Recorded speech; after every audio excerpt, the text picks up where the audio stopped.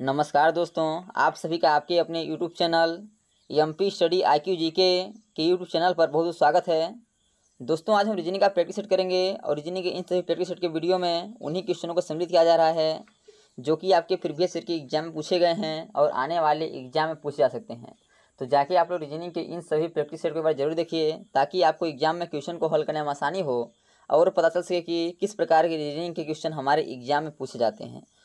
दोस्तों, जो आपका रीजनिंग सब्जेक्ट है यह आपका प्रैक्टिस का विषय है। रीजनिंग को आप जितना अधिक प्रैक्टिस करेंगे रीजनिंग आपको उतना अधिक आसान लगने लगेगा और आप एग्जाम में कम से कम समय में रीजनिंग क्वेश्चनों को हल कर पाएंगे। तो चलिए बिना देरी किए हुए अपने क्वेश्चन को आगे बढ़ते हैं। जिसमें पहला क्वेश्चन दिया गया है, बुक बराबर दिया गया है 30 BK और एग्जाम बराबर दिया गया है 25 EM लिखा है, तो LOXR बराबर क्या होगा। बताना है कि BOOK बराबर 30 BK दिया गया है। सेम उसी लॉजिक से EXAM बराबर दिया गया है आपका 25 EM दिया गया है। बताना है जो इन दोनों में लॉजिक लग रहा है उसी लॉजिक से LOXR बराबर क्या होगा। तो आप ध्यान से देखिएगा, B के यहाँ दिया गया है तो B यहाँ भी है, K यहाँ है। इसी प्रकार EM दिया गया है तो E यहाँ है, M यहाँ है। यानी कि शुरू और लास्ट की संख्या को हमें कुछ भी नहीं करना है, शुरू और लास्ट की संख्या को हम नंबरिंग के बाद लिख देना है। तो बीच वाली जो संख्या हो रही है उसका नंबरिंग कर लेंगे तो वो आता है 15 पे और 2 O है, दोनों O कर देंगे और दोनों 15 को जोड़ देंगे क्या हो जाएगा 30 हो जाएगा। यानी बीच वाली संख्या का नंबरिंग करने के बाद उन्हें आपस में जोड़ देंगे तो हमारा नंबर प्राप्त हो जाएगा और शुरू और अंत का जो अक्षर दिया गया है उसे आपस में लिख देंगे तो 30 हो गया। और 30 यहाँ दिया गया है, फिर क्या है B और K, तो B और K लिख दिया गया है। सेम उसी लॉजिक से हम बीच वाली संख्या को नंबरिंग करेंगे तो X आता है 24 पे और ये आता है 1 पे, इन्हें आपस में जोड़ देंगे क्या होगा 25 हो जाएगा। तो 25 यहाँ दिया गया है और E और M यहाँ दिया है तो यहाँ भी E और M कर देंगे।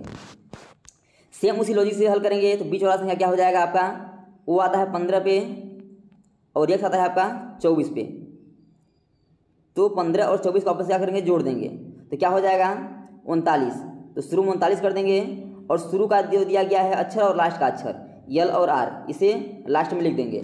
तो 39 LR किस ऑप्शन में है, देखिए आगा आपका LR सभी में है, लेकिन जो 39 दिया गया है यह ऑप्शन नंबर B में है, इसका option number B correct answer हो जाएगा। इसमें लॉजिक क्या लगा हुआ है, इसमें लॉजिक है आपका कि शुरू और अंत के अक्षर को लिखना है और बीच में जो आपका अक्षर दिया गया है उसे नंबरिंग करके आपस में जोड़ देना है और नंबरिंग करके जोड़ने के बाद जो संख्या प्राप्त होगी उसे शुरू में लिख देंगे और जो आपका अक्षर दिया गया है शुरू और लास्ट का उसे अंत में लिख देंगे।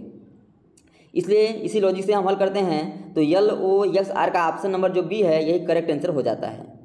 अगला दिया गया है, यह क्वेश्चन आपका जल प्रतिबिंब से है। यदि किसी घड़ी में 3:10 है तो उसका जल प्रतिबिंब कितना होगा। यानी किसी घड़ी में मान लीजिए घड़ी हो गया, इस घड़ी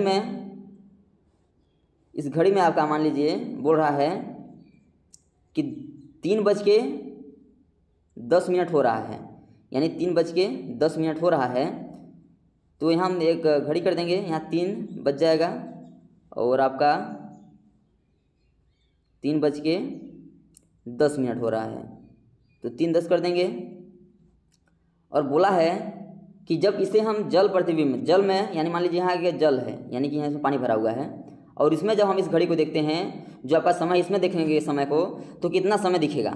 तो क्या होता है कि जब हम घड़ी को जब जल प्रतिबिंब में देखते हैं तो हमारा समय चेंज होता है, समय चेंज हो जाता है। अब चेंज होता है तो उसमें क्या लॉजिक लगता है कि समय चेंज होता है, तो जो आपका समय दिया रहता है उस समय को हम 6:30 से घटा देते हैं। मान लीजिए यहाँ 6:30 हो रहा है, अब जो समय दिया गया है कितना दिया गया है 3:10 दिया गया है, इसे घटा देंगे तो हमारा जो जल में दिखाई देगा वही हमारा समय आ जाएगा। तो क्या बचेगा, यहाँ 20 हो जाएगा। ध्यान से देखिएगा, यहाँ 20 हो जाएगा घटेगा तो, और यहाँ हो जाएगा 3। तो जब हम 3:10 को जल प्रतिबिंब में देखेंगे तो 3:20 दिखाई देगा जो कि आपका ऑप्शन नंबर C में है, इससे इसका option number C correct answer हो जाएगा। दोस्तों, मैं आशा नहीं पूरी विश्वास करता हूँ कि ये सभी क्वेश्चन आपको अच्छे समझ आ रहे होंगे। यदि क्वेश्चन में कहीं भी डाउट है तो आप लोग कमेंट बॉक्स में जरूर बताइए ताकि अगले आने वाले वीडियो में हम उस डाउट को अच्छे से क्लियर कर सकें। और दोस्तों, आपको वीडियो अच्छा लगे तो वीडियो को लाइक व अपने दोस्तों में शेयर जरूर करिए ताकि गवर्नमेंट एग्जाम की तैयारी करने वाले आपके दोस्तों को भी इस वीडियो को लाभ हो सके और इस प्रकार के क्वेश्चनों को हल करने का उन्हें शॉर्ट ट्रिक पता चल सके और कम से कम समय में एग्जाम में क्वेश्चन को हल कर पाएँ। तो चलिए अगले क्वेश्चन को आगे बढ़ते हैं। अगला दिया गया है यह क्वेश्चन बताना है कि इसमें अलग क्या है, यानी कि विषम बताना है। निम्नलिखित प्रश्न में दिए गए विकल्पों में से अलग शब्द का चयन कीजिए। बढ़ई, वस्तुकार, पत्रकार या नौकरी। तो देखिए अगर जो बढ़ई है या कला है, यह कला होता है बढ़ई, और वस्तुकार भी कला है, कलाकारी जो कहते हैं। पत्रकार भी एक कला है, कला से ही होता है। और नौकरी जो है यह आपका ज़रूरत का है, ज़रूरत में है तब नौकरी करते हैं। तो क्या हुआ इसमें, तीनों एक कला है और एक जो आपका नौकरी है यह ज़रूरत है। तो हमें बोला है अलग कौन है, तो अलग आपका नौकरी है। इसका ऑप्शन नंबर जो डी है यही करेक्ट आंसर हो जाएगा।